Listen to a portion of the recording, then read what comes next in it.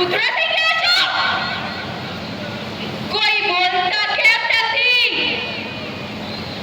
શું પાંચ વીર પાંડવોની પત્ની આજે અસહાય બની ગઈ છે? તમને તો શાસ્ત્રોનું જ્ઞાન છે પિતામહ.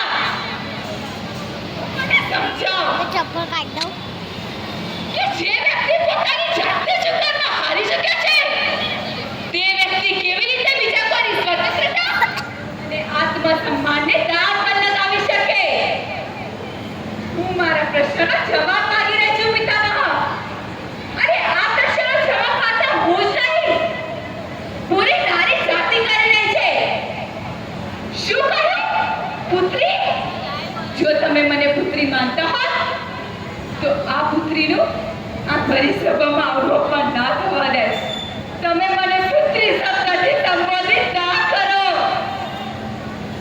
અરે યુધિષ્ઠિર, તમે તો ધર્મ રાજા છો. શું પોતાની પત્નીની નાશરૂંટાથી જોઈ તે ધર્મ છે? અરે એલા પત્નીને હોડમાં મૂકવી તે ધર્મ છે? શું પત્ની તો સાધન છે જેને તમે હોડમાં મૂકી શકો? આ તારી વગર ઇતિહાસ તમને ક્યારે માફ નહીં કરે, ક્યારે નહીં. અરે ઓ મારા બહાદુર બળિયા સ્વામીનાથ ભીમ, તમારું સામર્થ્ય આજ કેમ લાચાર છે? તમારી ગદા ક્યાં ગઈ? અરે ઓ બાળવડ, જેના બાથી લોક કાપે છે તેવા મારા સ્વામી અર્જુન, કેમ તમે મારાથી નજર બચાવો છો? તમારું ખાંડી તમને મારી બચાવવા માટે સાથ પાડી રહી છે? શું તમે બધિર થઈ ગયા છો? અરે સહદેવ, શું તમને જ્ઞાન નહોતું? તમે શા માટે જુગતું રમવા દીધું? અરે ઓ મારા વર્ણાગ્યા સ્વામી નકુલ, તમે મારી લાજ બચાવી શકશો? અરે સો પિતામહ ભીષ્મ, આચાર્ય ગુરુ દ્રોણ, કાકા શ્રી વિદુર, આ તમારી ગુણવતુની લાજ લૂંટાઈ રહી છે. તમારું સામર્થ્ય ક્યાં થયું? કેમ ચૂપ છો બધા?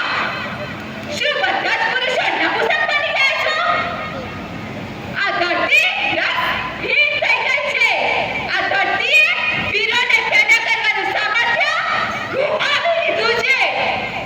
શું આ મુજબડાની લાજ બચાવના અહીં કોઈ નથી રહ્યું જેના 5 વીર પત્નીઓ છે? ભીષ્મ જેવા પિતામહ છે, દ્રોણાચાર્ય જેવા પુત્રો ને વિદુર જેવા કાકા હોવા છતાં આજ આ દ્રૌપદી અસહાય થઈ ગઈ છે, અસહાય થઈ ગઈ છે.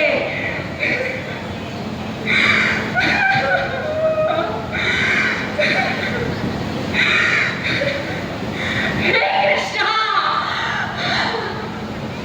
હે કાન્હા, હે કૃષ્ણ, હે કાન્હા, મારી લાજ રાખજે કૃષ્ણ, મારી લાજ રાખજે. હે કાન્હા, એક તું જ મારો સહારો છે કાન્હા, એક તું જ મારો આશરો છે કાન્હા.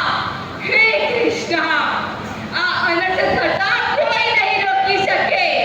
એક તું જ મારો આશરો છે કાન્હા, એક તું જ મારો સહારો છે કૃષ્ણ.